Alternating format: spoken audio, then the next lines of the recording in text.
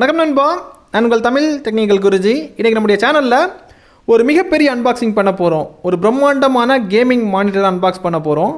அதாவது பேர்லேயும் பிரம்மாண்டம், பார்க்கும்போதும் பிரம்மாண்டம், ப்ரைஸ் வைஸும் பிரம்மாண்டம். அதாவது 72,000 வருது இந்த மானிட்டரோட விலை. அந்த 72,000 அவங்க என்ன தராங்க, அந்த மானிட்டரில் என்ன இருக்குது, இந்த பேக்கிங் பார்க்கும்போது தெரியும், ரொம்ப பெருசாக இருக்கும். அதாவது இது வந்து BenQவோட மானிட்டர், அதாவது கேமர்ஸ்க்கான பிரத்யேகமான மானிட்டர்.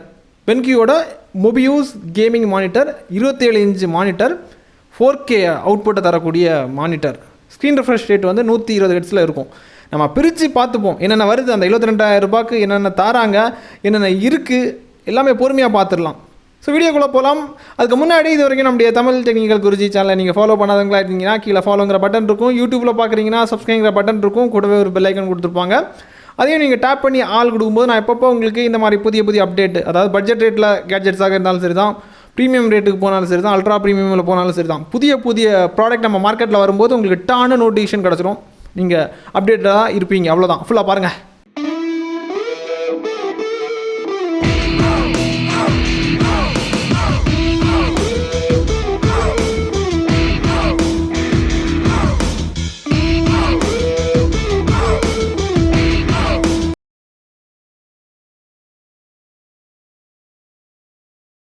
நண்பா, அன்பாக்ஸ் பண்ணிடலாம். இந்த பேக்கிங் பார்க்கும்போது உங்களுக்கு புரிஞ்சிருக்கும், ரொம்ப பிரம்மாண்டமாக கொடுத்துருந்தாங்க. அதே மாதிரி அதை வந்து ரிமூவ் பண்ணுறது ரொம்ப கஷ்டமாக இருக்கும். ஏன்னா கொரியர்காரங்க ரஃபாக ஹேண்டில் பண்ணாலும் உள்ளாடி இருக்கக்கூடிய ப்ராடக்ட்டுக்கு டேமேஜ் ஆகாமல் இருக்கிறதுக்கு எந்த மாதிரி பாதுகாப்பு கொடுக்க முடியுமோ அந்த பாதுகாப்பை கொடுத்து வச்சுருக்காங்க. இதை பிரித்து வெளியெடுக்கிறதுக்குள்ளாடி உயிர் போயிடும். அப்புறம் இப்போது நீங்கள் பார்க்குறது மெயின் பாக்ஸு. இந்த மெயின் பாக்ஸையும் நான் உங்களுக்கு பிரிக்கிறேன் பாருங்கள். இந்த மெயின் பாக்ஸை பிரிக்கும் போது இங்கே பாருங்கள், இந்த மானிட்டருக்கு தேவையான ரிமோட் இருக்குது, அப்புறமா பவர் கேபிள், அப்புறம் HDMI கேபிளில் உங்களுக்கு 2-3 வெரைட்டி தந்திருக்காங்க. அப்புறம் அந்த மானிட்டருக்கான அடாப்டர், அப்புறம் பேப்பர் ஒர்க்ஸு, ஸ்டாண்டோட பேஸு, பாடி, அப்புறமா மானிட்டர். இங்கே பார்க்குறீங்க இந்த மானிட்டர். இவ்வளோ தான் உங்களுக்கு அன்பாக்சிங்கில் வரும். நண்பா, இந்த மானிட்டரை பாருங்கள், பார்க்குறதுக்கு இந்த மாதிரி தான் இருக்கும். இதோட ஸ்டாண்டெல்லாம் நம்ம கரெக்டாக ஃபிட் பண்ணதுக்கப்புறமா ஃபுல்லி அசம்பிள் பண்ணதுக்கப்புறம் இதோட லுக்கு வேறு மாதிரி இருக்கும். அதாவது ஒரு ப்ரோ லுக்கை கொடுக்கும். அதே மாதிரி இந்த மானிட்டர் வந்து எந்த இடத்துல வச்சாலும் சரி தான், மக்களுடைய பார்வை இந்த மானிட்டர் மேலே தான் விழும். அந்த மாதிரி பண்ணியிருக்காங்க. டிசைன்ஸ் வைஸ் ரொம்ப அட்ராக்டிவாக பண்ணியிருக்காங்க.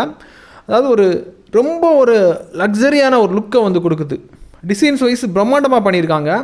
அதாவது இந்த மானிட்டர் வந்து ஒரு எப்படி பார்த்தாலும் சரி தான், மற்றவங்களுடைய கண் வந்து இது மேலே தான் படும். அந்த மாதிரியான ஒரு பார்வையை வந்து ஏற்படுத்தி வச்சுருக்காங்க. ஸோ இது பார்க்குறதுக்கு இந்த மாதிரி தான் இருக்கும். தென் டெக்னாலஜி வைஸ் என்னென்ன விஷயங்கள் இருக்குது, என்னென்ன கொடுத்துருக்காங்கிறத 1 by 1 சொல்கிறேன். அப்புறம் லாஸ்ட்டில் உங்களுக்கு டெமோவும் காமிக்கிறேன். கொஞ்சம் ஃபுல்லாக பாருங்கள். நண்பா, இது டெக்னாலஜி வைஸ் என்னென்ன விஷயங்கள் இருக்குங்கிறத சொல்கிறேன். மானிட்டரை பார்த்துருப்பீங்க, பெரிய ஸ்க்ரீனாக இருக்கும். அதாவது 27 இன்ச்சில் இந்த மானிட்டரை வந்து அவங்க தந்திருக்காங்க. 4Kயில் வந்து நீங்கள் கேமிங் விளையாடிக்கலாம். UHD விஷயம் புரிஞ்சுக்கணும்னு நினைக்கிறேன். இதுக்கப்புறமா 4Kயில் நீங்கள் வந்து விளையாடும்போது இதோட ஸ்க்ரீன் ரெஃப்ரெஷ் ரேட் வந்து பார்த்திங்கன்னா மேக்ஸிமம் உங்களுக்கு 120 ஹெர்ட்ஸில் இருக்கும். அதே மாதிரி இந்த மானிட்டரோட கீழ் பகுதியில் பார்த்திங்கன்னா உங்களுக்கு ஸ்பீக்கர் தந்திருப்பாங்க. ரொம்ப ஹை அண்ட் ஸ்பீக்கர் கொடுத்துருக்காங்க. 2.1 சேனல் ஸ்பீக்கர்ஸ்.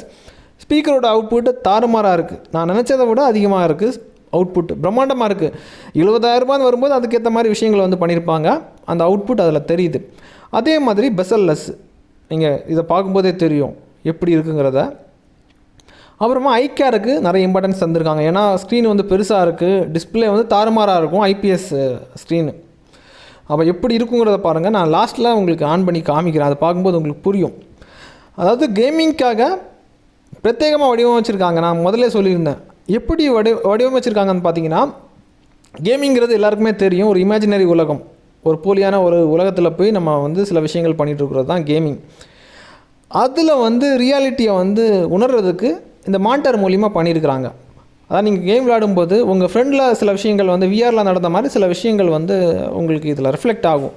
ஸோ அந்த மாதிரி விஷயத்தை வந்து டெக்னாலஜி வைஸாக அப்ளை பண்ணியிருக்காங்க.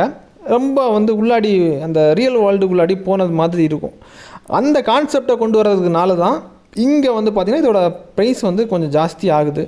ரிசர்ச் அண்ட் டெவலப்மெண்ட் டீம் வந்து பார்த்திங்கன்னா அது ஒரு ப்ராஜெக்டில் இன்வால்வ் ஆகும்போது அவங்களுக்கு சேலரி கொடுக்கணும். அதுவும் வந்து பார்த்திங்கன்னா அது ப்ராடக்டோட விலையில் தான் வரும். ஸோ அப்போ அவங்க வந்து ரொம்ப நாளாக ரிசர்ச் பண்ணுவாங்க. அந்த டீமுக்கு ஆகக்கூடிய செலவு எல்லாமே அதில் மானிட்டரில் இம்பேக்ட் ஆகும். அதை தான் பண்ணி வச்சுருக்காங்க. நான் ஒரு சாம்பிள் காமிக்கிறேன் பாருங்கள். இந்த சாம்பிளை பார்க்கும்போது உங்களுக்கு புரியும். இதோட அவுட்புட் எந்த மாதிரி இருக்குங்கிறத பாருங்கள் நண்பா. இந்த சாம்பிள்ஸ் எல்லாம் நீங்கள் பார்க்கும்போது உங்களுக்கு புரியும். இது வந்து பேசிக்கான சாம்பிள். இதில் அவங்க பண்ணி வச்சுருக்கக்கூடியதை நான் காமிக்கும்போது கண்டிப்பாக அதை பார்க்கும்போது கண்டிப்பாக அடிக்ட் ஆகிடுவீங்க. இந்த சாம்பிள்ஸ் எல்லாம் நீங்கள் பார்க்கும்போது உங்களுக்கு புரியும். அதாவது ரொம்ப அடிக்ட் ஆகாத மாதிரி தான் நான் உங்களுக்கு காமிச்சிருக்கிறேன். இது வந்து பேசிக்கான விஷயங்கள். சில சாம்பிள்ஸ் எல்லாம் காமிக்கும்போது கண்டிப்பாக ரொம்ப அடிக்ட் ஆகிடுவீங்க. அது வந்து அந்த அளவுக்கு ரொம்ப ஆழமாக வந்து உங்களை வந்து கொண்டு சேர்த்துடும். அந்த மாதிரி தப்புகளை வந்து நான் வந்து பண்ண மாட்டேன். அதாவது இந்த சமுதாயத்துக்கு சில விஷயங்கள் நம்ம பண்ணணும், கரெக்டாக பண்ணணும். டெக்னாலஜியை வந்து அந்த அளவுக்கு ஆழமாக போய் காட்டும்போது சில நண்பர்கள் சின்ன வயசு பசங்களாக இருப்பாங்க. ஸோ இவ்வளோ விஷயங்கள் இந்த மானிட்டரில் இருக்கான்னு சொல்லிட்டு அதில் மூழ்கி போயிடுவாங்க. அதை வேணும்னு சொல்லிட்டு அடம்பிடிப்பாங்க. ஸோ அது மூலிமா இந்த சமுதாயத்திற்கு சில விஷயங்கள் நடக்கலாம். ஸோ அந்த மாதிரி விஷயத்துக்காக சில விஷயங்கள் நான் வந்து தவிர்த்துருக்கிறேன். அந்த அளவுக்கு பிரம்மாண்டமாக இதில் வந்து பண்ணியிருக்கிறாங்க. பிரம்மாண்டத்தின் உச்சகட்டம் அப்படி வேணாலும் சொல்லிக்கலாம். அந்த அளவுக்கு ஆழமாக போய் நீங்கள் அந்த கேமிங்கில் வந்து உணரலாம். அந்த உணரும்போது உங்களை வந்து பார்த்திங்கன்னா இன்னொரு உலகத்தில் வந்து கொண்டு போய் சேர்த்துரும். அந்த உலகத்துலேருந்து நீங்கள் ரிட்டர்ன் வர்றதுக்கு ரொம்ப கஷ்டம். அதாவது சின்ன குழந்தைகள்லாம் வந்து பார்த்திங்கன்னா அவங்களுக்கு வந்து பெரிய அளவுக்கு தெரியாது, நாலேஜ் இருக்காது. ஸோ அவங்க ஃபுல்லாக அதில் மூழ்கிடுவாங்க. ஸோ அவங்க லைஃபாக ஸ்பாயில் பண்ணிடுவாங்க. அதனால சில விஷயங்கள் நான் தவிர்த்துருக்கிறேன். மற்றபடி எல்லாமே பக்காவாக பண்ணியிருக்கிறாங்க. இது தேவைப்பட்டுச்சுன்னா நான் உங்களுக்கு பைலிங் வந்து கீழே கொடுக்குறேன். தேவைப்படுறவங்க அக்சஸ் பண்ணிக்கோங்க. அதாவது எது வந்து பப்ளிக்கு வந்து போய் சேரணுமோ அதை சேர்த்துருக்கிறேன். சில விஷயங்கள் நான் பண்ணவே இல்லை. நான் அந்த தப்பை நான் என்றைக்குமே பண்ண மாட்டேன். ஸோ அதை தெளிவாக மென்ஷன் பண்ணியிருக்கேன். அந்த தப்பை நான் பண்ணேன்னா கண்டிப்பாக இந்த மானிட்டரோட சேல்ஸ் வந்து பயங்கரமாக இருக்கும். ஸோ இதே மாதிரி இன்னொரு நல்ல ஒரு அப்டேட்ஸில் சந்திக்கலாம் நண்பா. Keep supporting.